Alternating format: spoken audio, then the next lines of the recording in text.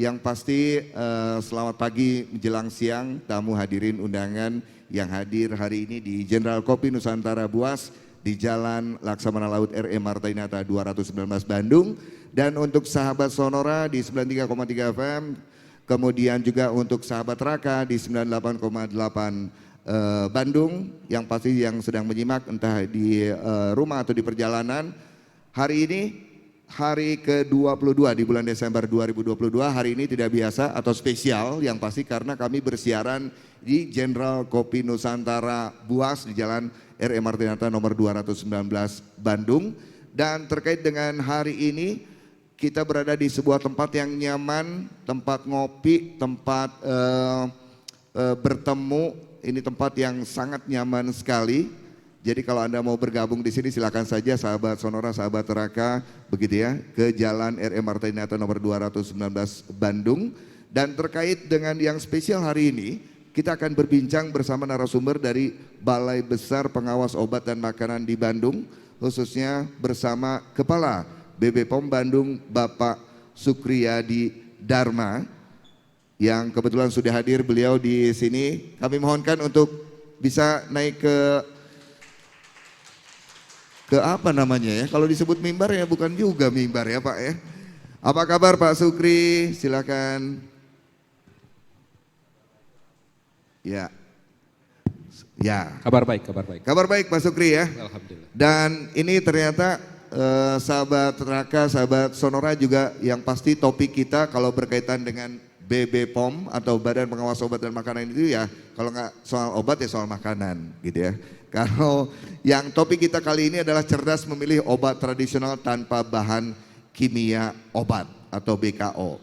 Nah hadirin sekalian yang sudah hadir di sini juga terima kasih kami ucapkan. Anda bisa interaksi juga nanti di sesi tanya jawab yang kami akan alokasikan, termasuk untuk sahabat Sonora dan juga sahabat Raka yang kebetulan sekarang sedang menyimak.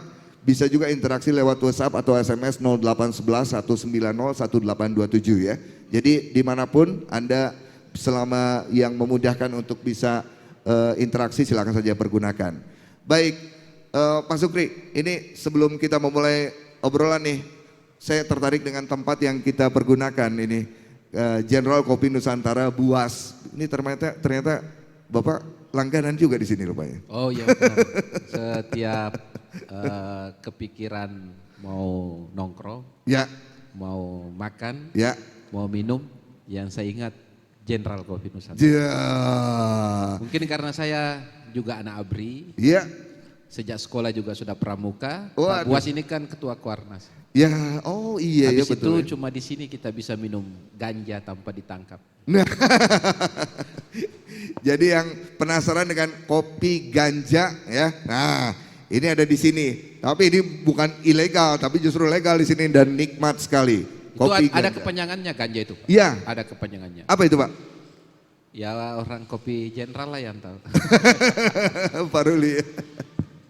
Nah ini ada yang khas lagi sebelum kita ngobrol nih. Tapi ini memang tempatnya cozy, ada 2 lantai juga, balkon, roofnya atau atapnya juga tinggi. Jadi sirkulasi udaranya enak banget, homey, terasa homey gitu ya. Tapi juga berkelas, dekorasinya keren. Ada motor-motor antik juga dipajang di setiap sudut. Kemudian ada baristanya juga di sini. Anda bisa melihat langsung juga sahabat Sonora, sahabat Raka ya, meracik kopinya seperti apa begitu ya Pak ya. Oke, untuk ngecas semangat saya ingin ngetes dulu nih hadirin semua dan terutama nih buat yang ini kru di sini. Jadi jangan heran, jangan kaget. General Kopi. Wah, General Kopi. Itu yang biasanya dilakukan penyambutan untuk tamu yang datang, yang baru hadir ke General Kopi Nusantara. Tepuk tangan dulu dong. General Kopi Nusantara Buas Budi Waseso. Ya sekilas saja yang pasti ini memang atas inisiasi dari Bapak Komjen Polisi Purnawirawan Budi Waseso yang kita tahu beliau sekarang menjabat sebagai Kepala Bulog yang sebelumnya juga menjabat sebagai Kepala BNN. Dan ini terinspirasi ketika beliau melakukan dalam sebuah tugasnya ya Pak Sukri ya. Pak Budi Waseso ini di perbukitan di Aceh ternyata mendapati ada ladang marijuana yang ilegal. Itu disalahgunakan untuk menghancurkan generasi muda. Nah, dengan tindakan hukum dan seterusnya, tentu lahan perbukitan yang demikian luas akhirnya dipergunakan untuk ladang kopi. Jadi untuk Anda yang mau ke sini, sahabat Raka ya, menikmati kopi Nusantara ada di sini semua. Yang di luar Pulau Jawa, kopi Sulawesi, Bali, termasuk kopi dari Gunung Halu, Garut, Ciwidey, ada kopi Nusantara di sini. Baik, kita mulai saja ya. Pak Buas juga pernah jadi Kapolda Gorontalo, Pak. Jadi, Kapolda Gorontalo, betul ya? pertama di Gorontalo. Nah, saya pernah kepala Balai POM di Gorontalo juga. Waduh, berarti luar biasa nih Pak Sukri nih. Berarti di Bandung relatif baru juga ya.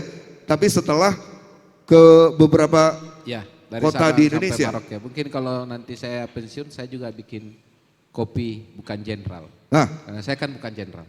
Jadi saingannya kopi jenderal. Nanti saya bikin kafe bukan jenderal. kamu bukan jenderal ya. Oke, Pak, kita ngobrol nih soal obat tradisional nih Pak. Yang pasti di masyarakat kita, kalau tadi saya sempat sampaikan juga ke hadirin sekalian, boleh jadi masyarakat di Asia itu selain mereka ketika sakit itu berobat ke dokter. Kemudian, tapi di sisi lain tidak sedikit juga masyarakat yang mengonsumsi obat tradisional. Dan itu kita tahu banyak sekali jenisnya. Begitu.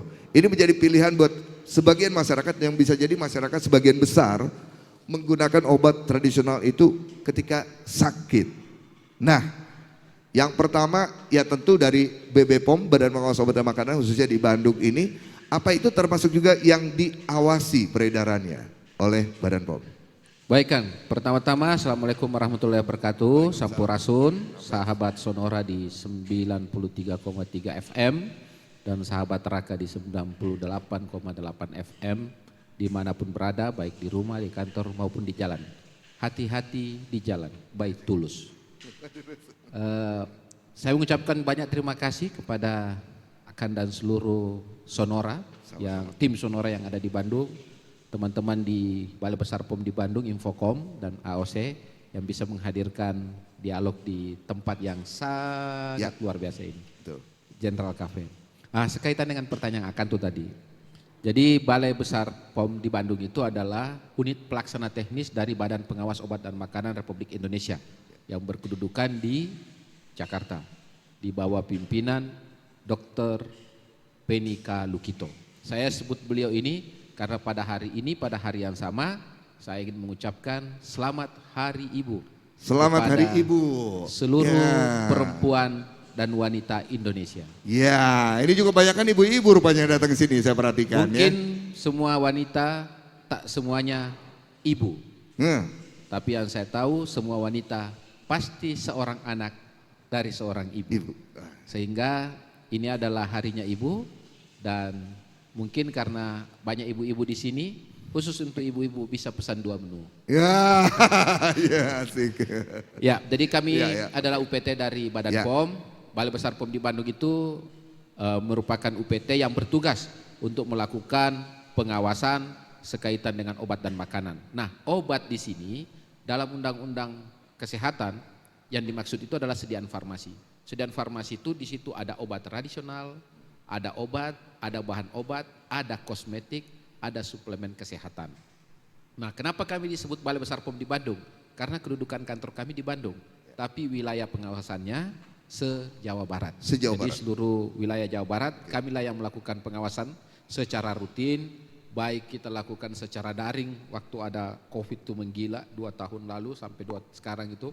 Kemudian kami melakukan sosialisasi, komunikasi, informasi, edukasi, bisa melalui masyarakat secara langsung, bisa melalui media seperti sekarang teman-teman dari Sonora dan Raka FM untuk memberitahukan kepada masyarakat sekaitan dengan tugas kami.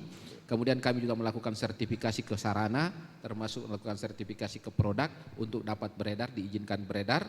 Dan kami juga melakukan pengujian laboratorium karena laboratorium kami itu adalah laboratorium yang terakreditasi 17025 oleh KAN. Di saat COVID kami juga membantu pemerintah provinsi untuk melakukan pengujian spesimen COVID karena kami memiliki PCR dan sekarang juga kami melakukan pengujian obat dan makanan sekaitan dengan cemaran EG dan DEG yang sekarang lagi banyak pembicaraan. Cuma kan hari ini bukan tentang itu. Iya betul. Oke, nah dari sedemikian banyak ya tentu ya yang terkini tadi mungkin next lah ya, next topik ya Pak ya. Ya, kita harus banyak kerjasama Pak. Kalau perlu setiap Ya itu bulan. dia. Amin ya. Oke.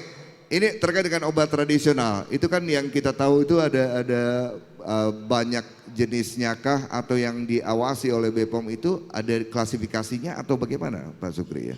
Nah begini Kang, yang banyak dikenal oleh masyarakat, Ya. kita itu kan sebenarnya jarang menyebut obat tradisional. Ya. Kita sering sebutnya jamu. Jamu. Ya, kita sering sebutnya jamu.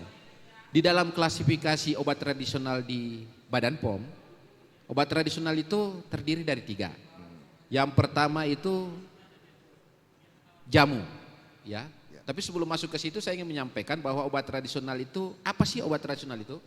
Jadi obat tradisional itu adalah bahan atau ramuan bahan yang berupa bahan dari tumbuhan. Jadi dari tumbuhan, tapi bukan yang plastik kayak begini, bukan. Bukan, bahan tumbuhan yang asli, Ya. kemudian bahan hewan, bahan mineral, sediaan galenik atau campuran secara tradisional telah digunakan sebagai pengobatan. Jadi secara empiris, secara turun-temurun digunakan sebagai bahan pengobatan Ya. berdasarkan pengalaman dan dipercaya untuk meringankan atau menyembuhkan penyakit sejak zaman dulu.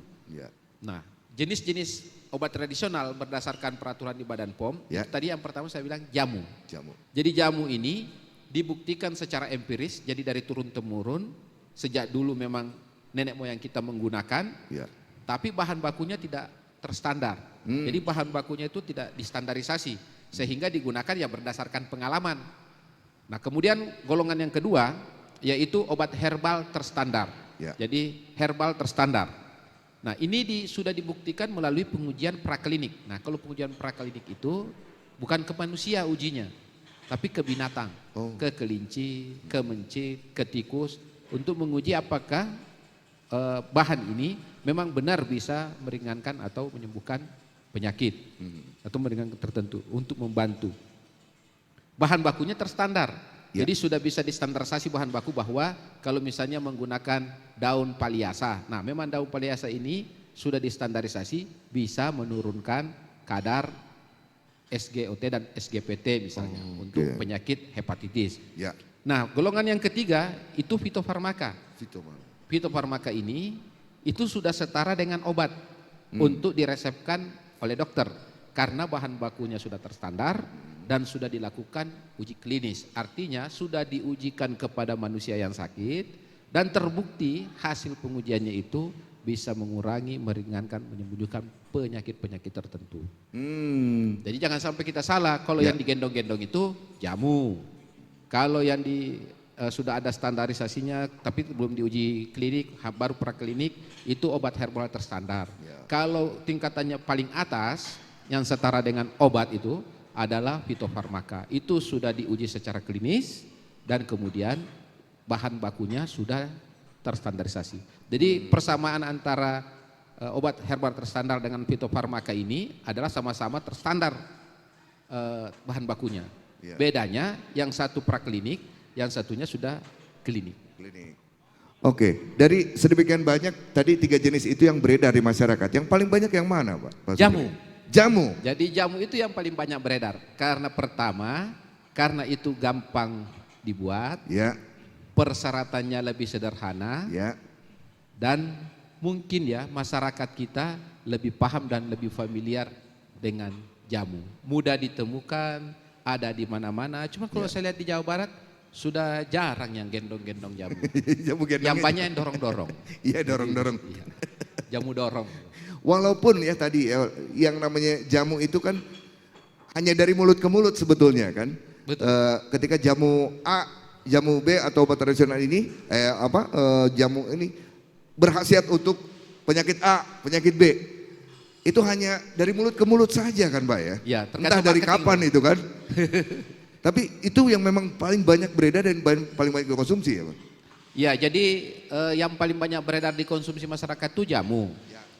Nah, memang kenapa banyak? Karena persyaratannya itu lebih mudah Pak untuk bisa beredar. Ya. Kalau yang obat herbal terstandar dengan fitofarmaka tadi kan saya bilang tuh, karena bahan bakunya harus terstandar, Betul. tentu saja persyaratannya lebih sulit dibanding jamu. Kemudian harus kita bisa membuktikan uji praklinis dan klinis. Ada dokumen, ada data bahwa ini sudah diuji secara preklinis dan untuk fitofarmaka sudah diuji secara klinis. Baru kemudian bisa didaftarkan dan mendapatkan izin edar dari Badan POM. Oh, oke. Kalau jamu kan tidak perlu ada itu. Jamu nggak perlu ada. Nggak perlu, hanya ada bahwa ini menggunakan produk, menggunakan bahan-bahan ini. Setelah kita cek itu adalah bahan yang tidak dilarang, bahan yang memang berasal dari tumbuhan atau hewani atau mineral, maka dikasih izin sebagai jamu. Wah, artinya ketika produk jamu tadi tidak mendapat izin edar BPOM misalnya, itu ya kembali ke masyarakatnya sendiri. Seselektif apa masyarakat bisa mengonsumsi jamu tadi yang aman, katakanlah begitu. Karena kan apa ada cirinya atau apa begitu, Pak Sugeng? Ada. Jadi begini Kang, kecenderungan masyarakat itu kan selalu menginginkan efek yang cepat. Ya, cespleng. Cespleng, tapi tidak mau menggunakan obat kimia. Ya. Masyarakat kita kan begitu. Pengennya cepat sehat, tapi kalau bisa yang alami. Padahal semua obat tradisional itu efeknya pasti tidak cepat. Ya. Karena itu kan bahan alam. Ya. Jadi bahan alam yang tentu saja harus pemakaian dalam jangka waktu lama, ya, dalam jangka waktu tertentu kita konsumsi secara teratur, kemudian nanti akan memberikan efek yang pelan-pelan. Kalau efek yang cepat itu pasti obat kimia. Nah, saya selalu bilang kalau orang diberitahu bahwa obat tradisional yang mengandung bahan kimia itu mereka suka. Ya. Sukakah masyarakat itu pergi ke tempat tempat pengobatan, rumah sakit, apotik atau praktek dokter, dikasih obat, mau enggak dia itu langsung makan segepok obat itu ke dalam mulutnya? Ya. Semua jawaban masyarakat tidak.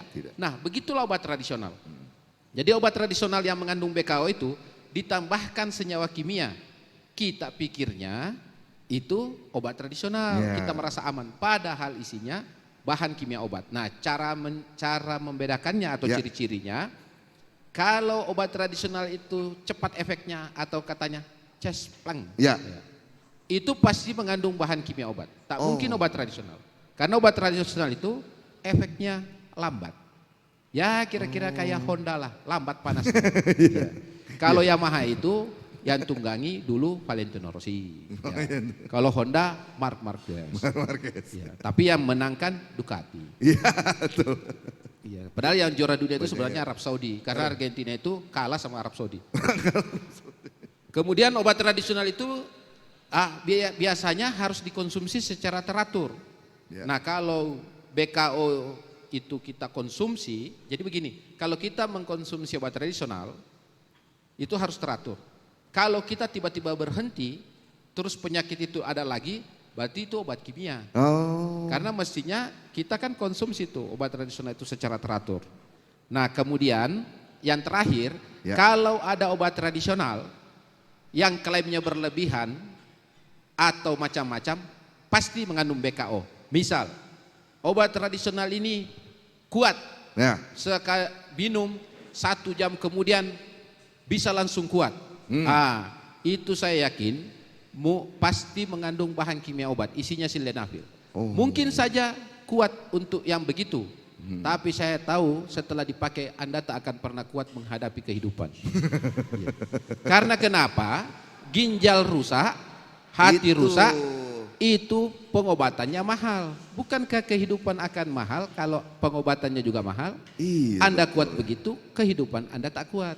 Itu bahaya. Jadi kalau ada obat tradisional yang klaimnya bermacam-macam dan klaimnya berlebihan, misal ibu-ibu ini, karena ini hari ibu, minum ini seminggu bisa langsing. Oh no, tak ada itu, tak semudah itu Ferguson. Jadi kalau mau langsing itu atau bagus, jaga itu makanan, jangan sampai makan 2 mangkok setiap makan. Jaga pola tidur, karena semakin lambat Anda tidur semakin banyak cemilan. Terus teratur berolahraga. kalau makannya banyak, tak pernah olahraga, selalu begadang, minum obat tradisional, terus katanya mau lansing, itu pasti isinya sibutramine. Nah, sibutramine itu obat kimia. Kalau terus-menerus digunakan menyebabkan kerusakan pada ginjal dan pada hati. Oh, jadi itu aja, Kang. Jadi ya, kalau klaimnya berlebihan atau macam-macam, pasti itu isinya BKO. Nah. Kalau kemudian penggunaannya chestpleng, pasti isinya BKO. Nah, bahan kimia obat ya. Kalau pasti kita terus dicampurkan minum itu. terus berhenti, muncul lagi, pasti BKO. Ini hadirin yang hadir, ada yang pernah mengalami itu? Minum jamu terus chestpleng misalnya? Ibu yang itu silakan. Pernah minum jamu? Atau itu Mas Bagus pernah juga minum jamu ya? Kemarin minum jamu saya lihat. Yang punya pengalaman boleh berbagi ya, siapa tahu ini jadi ini.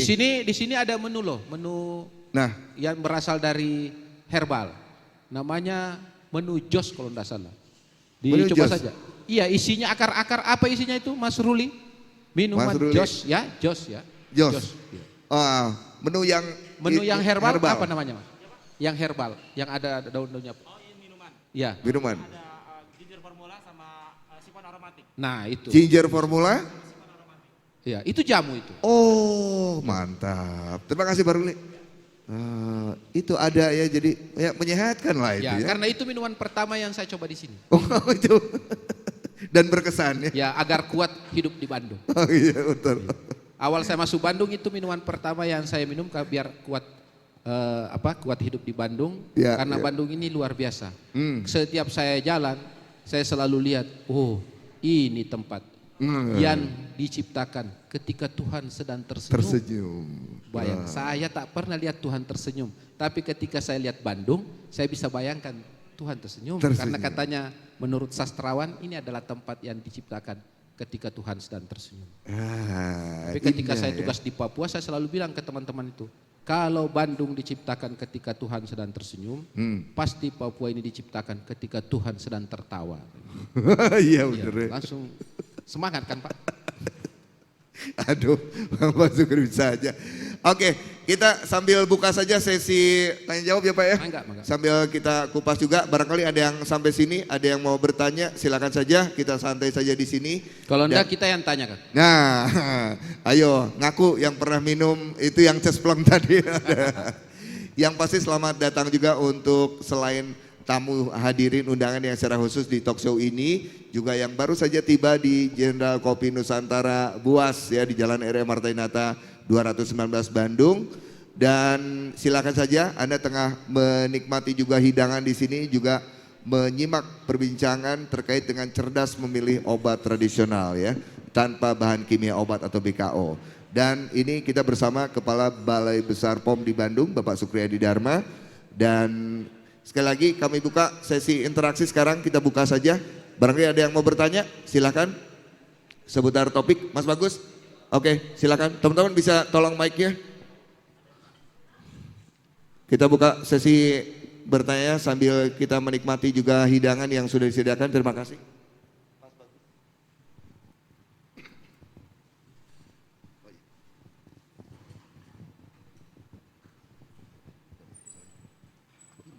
Assalamualaikum warahmatullahi wabarakatuh. Terima kasih atas kesempatannya. Mungkin buat Pak Sukri tentang jamu yang membahasnya. Nah, apakah Balai Besar POM ini hanya melakukan evaluasi saja? Jadi apakah bisa melakukan penutupan, memberi saran kepada APH bahwa ini jamu ini berbahaya, terus memberi saran ini ditutup atau bagaimana? Atau hanya evaluasi saja? Terima kasih. Jadi seputar apa juga sampai ke penindakan begitu ya? Misalnya ilegal, ini berdampak buruk lalu bisa tutup gitu, kewenangan dari BPOM. Silakan. Ya, terima kasih Kang pertanyaannya. Kang Abgi, ya di Badan POM itu kami ada deputi penindakan. Sekarang dipimpin oleh Irjen Pol Agus, jadi dari kepolisian. Kalau di balai kami ada kelompok substansi atau bidang penindakan. Jadi isinya penyidik pegawai negeri sipil. Kalau berdasarkan KUHP pasal 7B, penyidik pegawai negeri sipil itu sama kedudukannya dengan penyidik sipil penyidik umum yang ada di kepolisian ataupun di kejaksaan. Nah, tadi pertanyaannya apakah Balai POM itu hanya melakukan pemeriksaan? Jadi kami melakukan evaluasi pemeriksaan itu di 2 fase. Pertama fase pre-market, ketika kita melakukan pemeriksaan atau melakukan verifikasi terhadap sarana produksi. Apakah sarana produksi itu sesuai dengan standar atau sesuai dengan SOP sudah bisa untuk memproduksi obat tradisional yang akan diedarkan. Kemudian kami melakukan evaluasi terhadap produk yang akan dibuat dan diedarkan. Itu di pre-market. Begitu di post-market, kami melakukan pengawasan dan pemeriksaan. Melakukan pemeriksaan secara rutin kepada sarananya, apakah tetap mempertahankan mutu seperti pada saat kita melakukan memeriksa untuk mendapatkan rekomendasi atau tidak. Kemudian kami melakukan sampling terhadap produk yang beredar. Apakah itu sesuai dengan mutu, komposisi, aman, bermutu, berkhasiat sesuai pada saat kita berikan izin edar. Nah, sekaitan pertanyaan, apakah kalau ditemukan produk-produk itu berbahaya atau mengandung BKO, kita bisa melakukan penindakan? Yes, kita lakukan penindakan. Jadi kami tadi saya sudah sebutkan, pada saat kita melakukan penindakan, kita bisa melakukan penutupan sarana, bisa penghentian kegiatan, jadi kita hentikan kegiatannya. Kalau administrasi, kalau terkait mutu itu kita langsung tutup. Kemudian kita akan tarik semua produknya di pasaran dan kita musnahkan. Kemudian kita lakukan pidana kepada pelaku kejahatan. Ancaman hukumannya, jadi dalam pasal 196 Undang-Undang Nomor 36 Tahun 2009 tentang kesehatan, kalau dia tanpa izin edar, jadi kalau dia tidak memenuhi syarat, maka ancaman hukumannya 10 tahun penjara. Jadi barang siapa yang dengan sengaja memproduksi, menyimpan dan mengedarkan sediaan farmasi tanpa izin edar, sediaan farmasi itu diantaranya obat tradisional, maka diancam hukuman pidana penjara paling lama 10 tahun dan denda paling banyak 1 miliar. Itu kalau tidak memenuhi syarat. Kalau tanpa izin edar, jadi kalau ada obat tradisional beredar tanpa izin edar, maka ke pasal 197, barang siapa dengan sengaja memproduksi, menyimpan, mengedarkan produk sediaan farmasi tanpa izin edar, maka diancam dengan hukuman pidana paling lama 15 tahun dan denda paling banyak 1,5 M. Jadi kita bisa melakukan penindakan dan dan penutupan. Nah, sampai sekarang di 2022 ini sekaligus refleksi akhir tahun. Di 2020 ini kami ada 10 kasus, 2 diantaranya kasus obat tradisional. Memang yang paling banyak makanan terkait tahu mengandung formalin. Kemudian ada kosmetik yang diproduksi pada sarana yang ilegal atau kosmetik yang dijual yang mengandung bahan berbahaya atau bahan yang dilarang ditambahkan pada kosmetik. Demikian. Ya, cukup jelas ya Mas Bagus ya. Oke, itu ternyata nggak main-main ya Pak ya, sanksi hukumannya ya, sanksi pidananya bisa dikenakan itu. Nah, itu sebenarnya sengaja diterapkan di undang-undang itu supaya menimbulkan efek jerah, ya, efek deterrence. Agar supaya dia jerah dan orang lain juga tidak melakukannya. Itu sebenarnya intinya kenapa hukumannya sangat berat. Sangat berat. Refleksi sedikit Pak, sampai dengan 2022 ini paling banyak ditemukan BB POM ini apa? Produk kosmetika atau mungkin tadi obat tradisional yang ilegal atau apa? Kurang lebih lah. Dari 10 kasus, jadi ada puluhan kasus yang kita dapatkan, tapi yang layak dan cukup bukti untuk ditingkatkan ke kasus penyidikan itu ada 10. Yang paling banyak memang kasus makanan sekaitan dengan tahu berformalin. Tapi alhamdulillahnya tak ada di Bandung, banyaknya di Bogor dan Depok.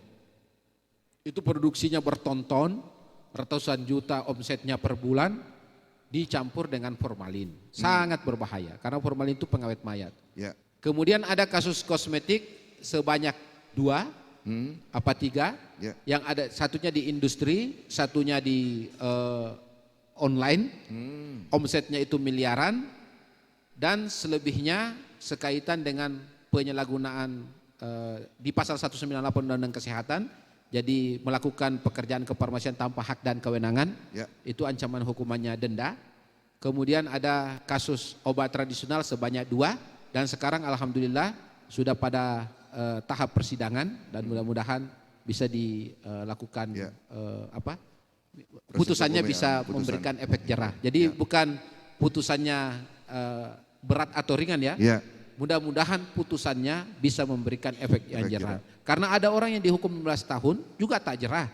Tapi ada orang dihukum 2 bulan dia jerah. Sebenarnya kan hukum itu menginginkan bahwa yang bersangkutan itu kembali ke jalan yang benar, jerah dan bisa memproduksi atau berkreasi sesuai dengan ketentuan perundang-undangan. Oke, ya. Jadi ini masyarakat perlu tahu ya, karena ini di sini juga apalagi tadi berkaitan dengan produk makanan, misalnya tahu ibu-ibu perlu tahu juga ya gitu ya. Perlu tahu juga, jadi membeli ya carilah tempat yang memang sudah kredibel lah, tempatnya juga aman lah gitu ya, tempat membelinya di mana. Oke, kembali ke cerdas memilih obat tradisional. Tapi sebelum lanjut ada lagi yang mau bertanya? Oh silakan. Baik, nama dan dari mana Mas? Silakan. Terima kasih. Nama dan dari mana? Ya. Fajar dari Bandung Said, Pak. Tadi disampaikan kalau ada 3 klasifikasi ya Pak untuk obat ya. Mulai kapan sih Pak diawasin dari 3 klasifikasi itu akhirnya bikin izin edar ya? Itu mulai kapan? Apa ukurannya dari volume atau saat transaksi atau apapun ya? Dan itu dari obat. Kalau dari makanannya juga sama Pak. Mulai kapan sih harus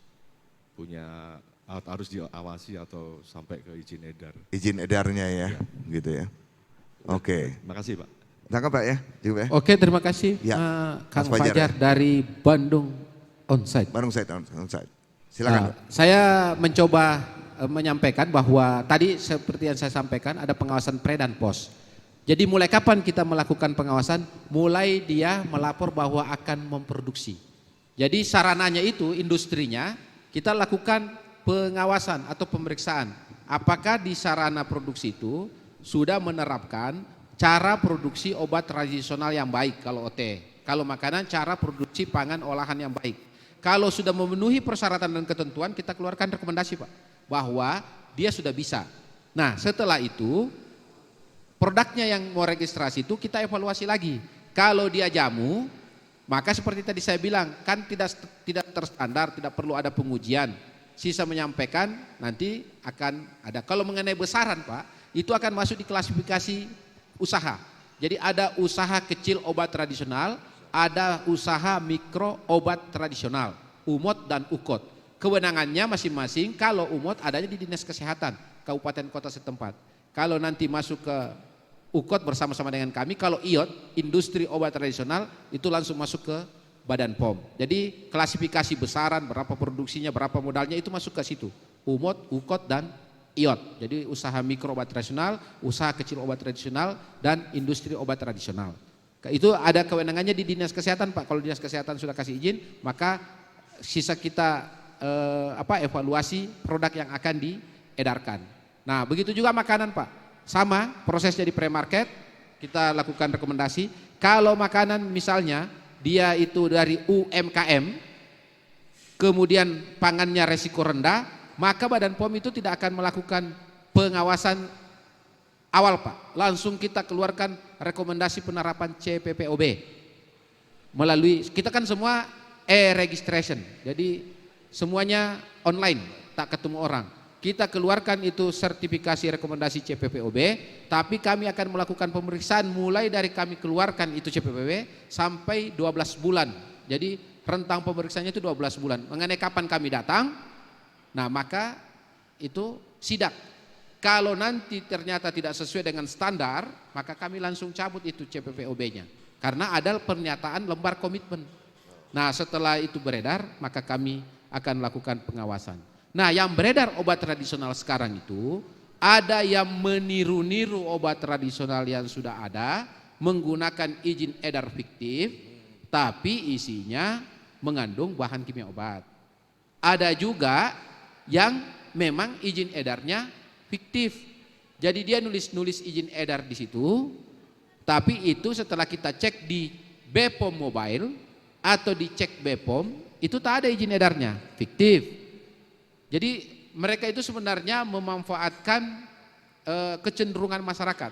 Masyarakat kita, terutama menengah ke bawah, kan penyuka jamu tuh Pak, obat tradisional. Kalau sudah mulai sakit Pak, asam urat itu misalnya, tak ada lagi yang baca izin edar itu Pak. Sakit itu kaki, masa kita masih mau baca itu izin edar? Pasti tidak.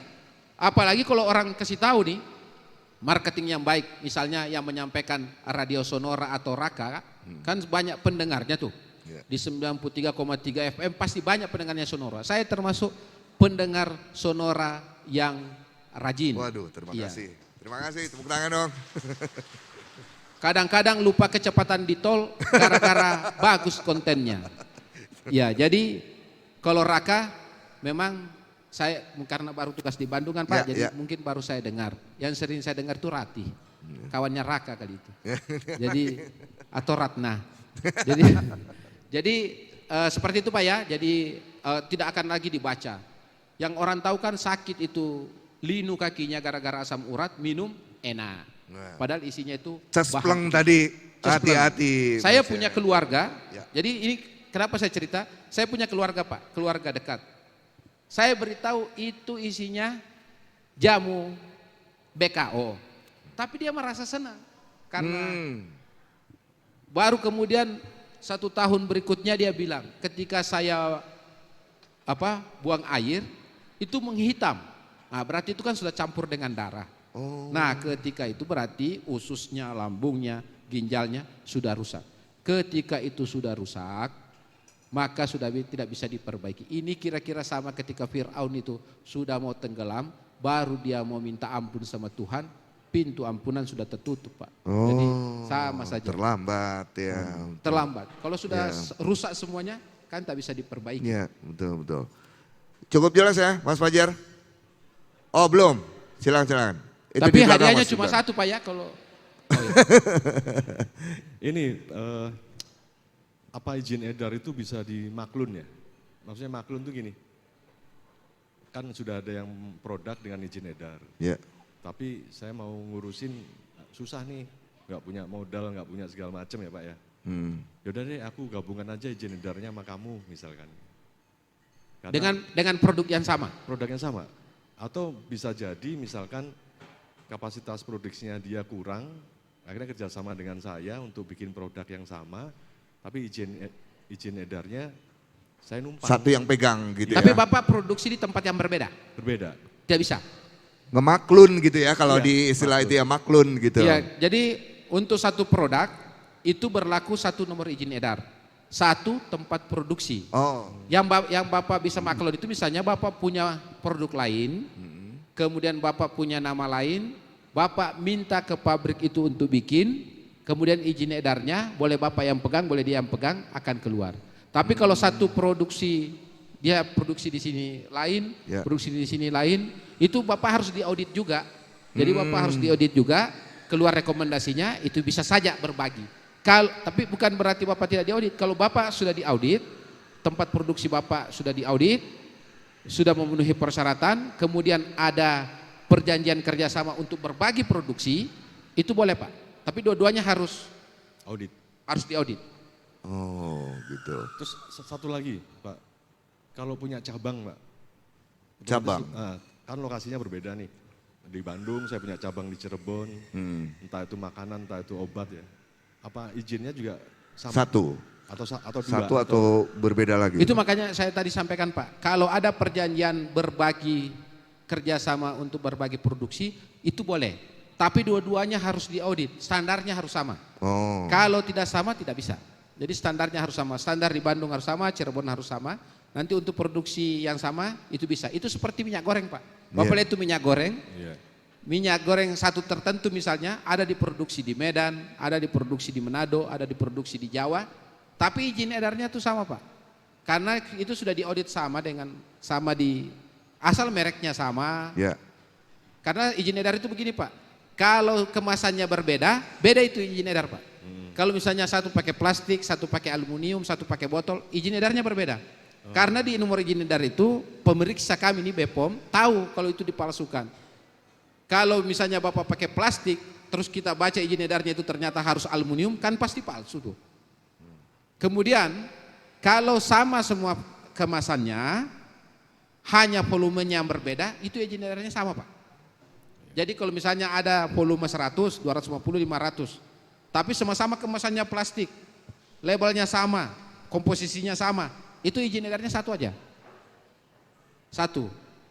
Tapi kalau ada yang berbeda komposisinya sedikit saja, kemasannya berbeda, itu harus berbeda nomor izin edarnya. Itu termasuk yang bukan kemasan Pak? Kalau makanan misalkan siap saji misalkan? Kalau siap saji bukan di Badan POM Pak. Kalau siap saji itu adanya di Dinas Kesehatan Kabupaten Kota setempat, dan itu hanya hak sertifikat like hygiene dan sanitasi saja dari Dinas Kesehatan. Tak perlu izin edar. Jadi izin edar itu ada 3 Pak. Izin edar dari Badan POM keluar MD atau ML, izin edar dari Dinas Kesehatan keluar Industri Pangan Rumah Tangga. Jadi nanti izin edarnya PIRT, Pangan Industri Rumah Tangga. Itu Dinas Kesehatan Kabupaten Kota di mana dia berproduksi.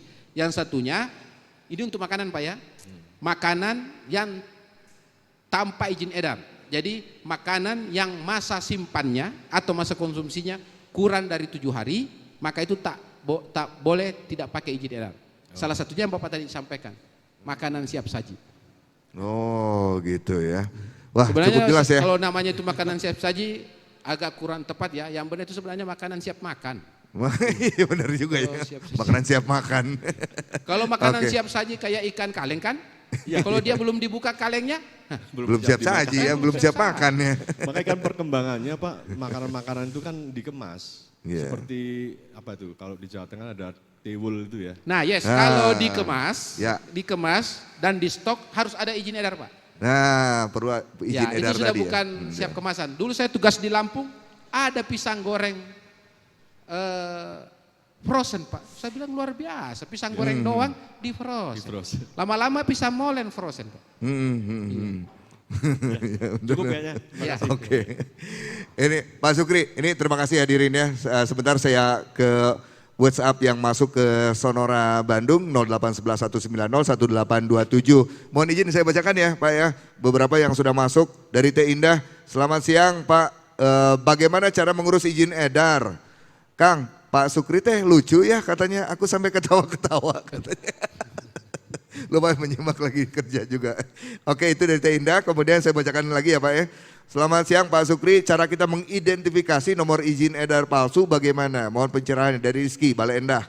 Kemudian masih dari Randi, bagaimana kita masyarakat awam tahu obat tradisional yang mengandung bahan kimia ya atau BKO tadi, bahan kimia obat. Soalnya kan hampir sama semua. Nah, Randi Cicahem. Kemudian dari Nindi Cimbuleit, sanksi pidana tanpa izin edar itu khusus obat atau makanan juga Pak? Nah, Nindi Cimbuleit. Kemudian dari Pak Andi Bale Endah, Pak untuk obat tradisional Cina yang banyak beredar di jalanan, itu apakah itu aman? Nah ini juga yang di masyarakat ya, obat Cina disebutnya itu begitulah pokoknya mau obat Cina. Oke silakan Pak Sukri yang mana dulu? Oke Pak, banyak banget pertanyaannya berarti ini sekaligus Saya borong nih. mengetes ingatan. Iya. Saya jawab satu-satu mulai dari yang di belakang karena ada saat-saat tertentu saya suka dari depan. Ya. Ini dari belakang saja. Ya. Bagaimana dengan obat tradisional impor dari Cina yang banyak di jalanan? Jadi pengawasan barang impor dan barang dalam negeri itu sama. Dia harus memenuhi kriteria-kriteria tertentu. Saya contoh begini ya. Dulu ada obat herbal untuk COVID yang warna hijau itu. Ya. Apa namanya itu Pak? Namanya apa itu ya? Itu memang ada itu donasi beda. dari Ya, Cina. Ya. Nah, itu mengandung bahan yang dilarang untuk ditambahkan kalau obat tradisional di Indonesia. Jadi dia mengandung efeknya seperti ganja Pak. Oh. Tapi itu dibutuhkan pada saat COVID karena kenapa? Dia berfungsi untuk melebarkan saluran pernapasan. Makanya diizinkan masuk untuk digunakan pada saat penggunaan COVID. Itu ada produknya sama di Indonesia dijual. Tapi kita tidak mengandung obat, tidak mengandung herbal itu. Kalau di Cina boleh, di tempat kita tidak boleh. Jadi ketika dia masuk, dia harus sesuai dengan standar yang ada di Indonesia. Nah kalau dia masuk yang seperti itu yang dilarang, maka kita lakukan penindakan, pengawasan. Jadi sama itu kalau di pinggir jalan Cina obat-obat dari luar apa segala macam itu tidak boleh. Kita lakukan pengawasan juga. Tapi impor dengan dalam negeri itu sama boleh. Kalau dia produk impor, maka registrasinya TI, tradisional impor. Kalau dia dalam negeri maka registrasinya TR. Jadi itu cara membedakannya. Kalau TR berarti diproduksi dalam negeri, kalau TI berarti diimpor. Ada juga obat tradisional kuasi, QI namanya, kalau itu dari impor. Nah itu pertanyaan yang terakhir tadi. Pertanyaan selanjutnya bagaimana membedakan? Tadi saya sudah sampaikan. Ya. Kalau kita gunakan chest plank, nah itu bisa menjadi mengandung BKO. Ya. Kalau kita gunakan terus berhenti muncul lagi itu penyakit bisa jadi BKO. Kalau ada klaimnya berlebih-lebihan atau bermacam-macam, jadi klaim obat tradisional tidak boleh menyembuhkan, menyembuhkan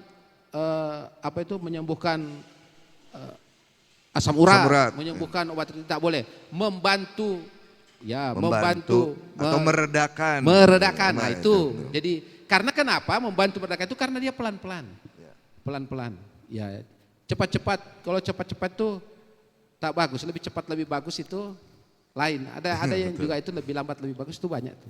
Nah, itu obat tradisional tuh, lebih lambat lebih bagus. Kalau dia lebih cepat, berarti dia obat BKO. Nah, selanjutnya, pertanyaan selanjutnya. Ya. Bagaimana saya mengecek apakah barang itu ada nomor izin edar atau tidak? Tadi saya sudah sampaikan, ada cek BPOM, ya. Jadi teman-teman masukkan nomor izin edar yang ada di produk obat tradisional yang kawan-kawan punya. Ya. Cek kalau dia ada maka akan langsung muncul bahwa dia terdaftar, komposisinya, siapa yang buat, bagaimana dibuat itu ada semua. Itu ya, Pak, ya? Langsung kelihatan. Atau cek BPOM di BPOM Mobile. Begitu kita barcode maka muncul tuh semua nama-nama produk. Tapi yang paling gampang digunakan itu yang itu, cek BPOM melalui masuk di internet, apakah melalui Safari atau melalui Google Chrome itu kemudian masukkan nomor izin edar atau masukkan nama produk akan muncul. Kalau tidak muncul maka itu tanpa izin edar, tidak bisa produksi. Aplikasi ada yang bisa diunduh ya? Ada, bisa diunduh di Android BPOM Mobile. Begitu diunduh maka akan muncul aplikasi itu, sisa di barcode, di scan barcode maka akan muncul seluruh informasi tentang produk itu. Nah, bagaimana kalau makanan? Apakah itu hanya berlaku di obat tradisional saja? Kalau obat sediaan farmasi itu obat, bahan obat tradisional, kosmetik, produk komplement, itu undang-undangnya di Undang-Undang Nomor 36 Tahun 2009 tentang kesehatan. Tapi kalau pangan, maka berlaku Undang-Undang Nomor 18 Tahun 2012 tentang pangan. Itu ancaman hukumannya ada yang 8 tahun, ada yang 6 tahun, dendanya jauh lebih banyak. Ada yang 4 miliar, ada yang 8 miliar. Kalau melanggar. Jadi di situ semua sudah diatur, pangannya harus ada izin edarnya, pangan yang beredar di wilayah Republik Indonesia harus wajib memiliki izin edar. Pangan tidak boleh dicampur dengan ini. Pangan irradiasi harus seperti ini. Nah itu ada macam-macam pelanggarannya. Terima kasih yang bilang saya lucu. Jadi Ibu saya ini dari tadi menjawab tak dapat hadiah Pak. Sementara orang bertanya satu saja dikasih hadiah. Tapi saya lihat tuh hadiahnya buku kalau udah coklat itu. Mungkin kita nanti dikasih bill. Itu hadiah. Suruh bayar. Ada yang belum dijawab Pak? Secara ini sudah, tapi mengidentifikasi nomor izin edar tadi bisa pakai BPOM Mobile ya. Mobile atau cek BPOM. Cek ke BPOM di website juga bisa. Jadi semua sudah terjawab. Ternyata daya ingat Bapak luar biasa nih. Tepuk tangan dong hadirin sekalian. Oke, kita lanjut lagi. Masih ada yang mau bertanya? Oh ada, satu lagi. Oke, boleh ya Pak ya, masih ya, kita lanjut saja. Ya. Oke silakan Ibu. Kalau ada Ibu dengan Bapak bersamaan kasih Ibu, karena ini hari Ibu. Iya betul. Dari tadi Bapak, sekarang Ibu. Silakan Ibu siapa, dari mana Bu? Saya Yayu dari Bandung Pak. Dari Bandung? Iya. Oke, Pak, silakan. kalau di Bandung kan banyak kuliner ya. Maksudnya tuh kuliner ada yang mulai dari pinggir jalan, bahkan kafe-kafe juga banyak bermunculan. Agak dekat Bu dengan mic-nya. Nah. Oke. Nah. Di Bandung kan banyak kuliner gitu ya, baik kuliner yang di pinggir jalan, Ya. untuk oleh-oleh, Ya. frozen food. Ya. Kita juga, saya bersama teman-teman dari ibu-ibu pejuang online. Oh, Nah. ibu-ibu pejuang online, Pedagang online. pedagang online. Itu Oh, bisa oke. kita bantu Bu kalau supaya, jadi kita itu ada pendampingan UMKM, Nah. pendampingan. Jadi kita bantu, kita advokasi, kita lakukan pemeriksaan, pengawasan apa, semuanya gratis. Oh, alhamdulillah. Yang harus bayar itu di Kopi General. Wah ini malah jauh lebih dari target nih, target pertanyaan memang akan ke arah sana. Oh gitu, oke. Sudah dijawab Di duluan. awal. Betul dari Tapi Di yang, antaranya. yang goyang tangan kirinya ibu aja, kalau tangan kanannya goyang suaranya hilang. gitu ya Pak ya. Oke, sebetulnya pertanyaannya lebih ini sih. Tadi kan dari mulai pedagang di pinggir jalan, banyak kan makanan ya, kemudian kafe-kafe, terus oleh-oleh. Sebetulnya batasan makanan mana sih yang harus di license BPOM kan? Terus keuntungannya apa bagi produsen ini Ya. untuk di license BPOM? Sehingga kalau di license BPOM tuh misalnya gini-gini, sehingga kan mereka jadi semangat ya gitu. Dan lebih aman mungkin. Intinya Seperti itu sih. kalau ada BPOM-nya terus omsetnya gitu-gitu aja ngapain gitu ya. Ah, Malah balik Pak, mungkin kan kalau dengan ada BPOM malah bisa ngebus untuk penjualan. Iya, Gitu maksudnya. betul. Itu sih Pak pertanyaannya, jadi standarnya makanan mana sih yang sebetulnya baiknya dikasih license BPOM, itu sih. Nah. Makasih ya Pak. Kasih. baik, langsung saja mungkin sudah Baik, Pak. ditangkap pertanyaan silakan. Ibu, kalau orang hidup itu sambil duduk aja enggak apa-apa. Karena kalau ibu sambil berdiri enggak bisa minum. Semua orang hidup itu pasti ingin tenang dan ingin bahagia. Ya. Pasti itu. Kalau ditanya mau apa, saya mau hidup tenang dan hidup bahagia. Ya. Saya mau jawab kenapa makanan kita itu harus ada izin edarnya. Yang kalau ada izin edar, pasti ibu hidup tenang dan bahagia. Kenapa? Itu sesuai dengan regulasi. Ya. Kalau tak sesuai regulasi, setiap saat ibu was-was. Ini benar nggak ya? Jangan-jangan ditangkap, jangan-jangan ini, jangan-jangan dimasalahkan. Itu yang pertama. Kemudian mana batasan pangan yang harus ada lisensnya? Kalau pangan industri rumah tangga, artinya kalau pangan itu dibuat di rumah tangga, dapur tempat produksinya menyatu dengan dapur rumah tangga, kemudian produknya adalah produk rumah tangga, misalnya semua produknya kering, daging kering, ikan kering, atau kue-kue kering, tidak basah ya, tidak mengandung air, maka bisa izinnya di Dinas Kesehatan Kabupaten Kota. Tapi kalau dia memproduksi di dapur yang berlainan dengan dapur rumah tangga, itu izinnya harus di Badan POM. Mau produksi apapun, izinnya harus di Badan POM. Karena itu sudah skala industri, sudah punya tempat produksi sendiri.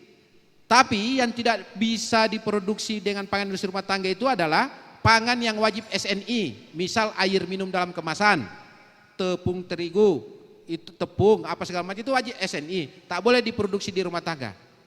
Atau produksi yang resikonya tinggi, daging basah misalnya rendang, ikan basah, yang produk yang mengandung air, minuman perisa, itu izinnya harus dari Badan POM. Nah keuntungannya kalau izin edar ada, yang pertama hidup tenang dan bahagia, yang jelas tujuan hidup tercapai. Yang kedua, produk itu pasti bisa bersaing karena bisa diekspor. Baik PIRT maupun MD itu bisa diekspor. Kemudian kalau bisa diekspor berarti berdaya saing dong. Ya. Kalau kita tenang berproduksi berarti kita bisa menyebarluaskan produk kita untuk dijual. Nah kami di Badan POM Bu akan melakukan pendampingan, melakukan BIMTEK. Ibu lapor saja di mana itu UMKM, kami datang, kami lakukan vini vidi vici. Kami datang, kami menang. Jadi pokoknya ibu puas, kami lemes. Ya. Jadi kita akan datang untuk melakukan pendampingan sampai dapat izin edar, semuanya gratis kecuali satu. Untuk registrasi di Badan POM itu ada PP untuk penerimaan negara bukan pajak. Ya. Itu tidak bisa kita gratiskan, tapi kasih diskon 50%. 50%. Oke. Baik, sejenak tepuk tangan. Terima kasih.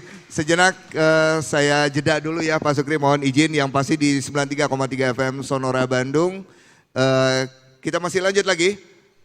Oke, kita harus close dulu secara on airnya di 93,3 FM Sonora Bandung dan juga di 98,8 Raka FM ya. Untuk sahabat Sonora atau sahabat Raka yang masih juga ada pengen interaksi, datang aja langsung ke sini ke Kopi Jenderal Nusantara ya. Jadi langsung ke Jalan R. Martinata nomor 219 Bandung. Sementara untuk acara yang di sini kita masih akan lanjut terus ya. Yang pasti terima kasih yang sudah menyimak lewat 93,3 FM Sonora Bandung dan juga Raka FM 98,8 FM ya. Kita kembali ke studio.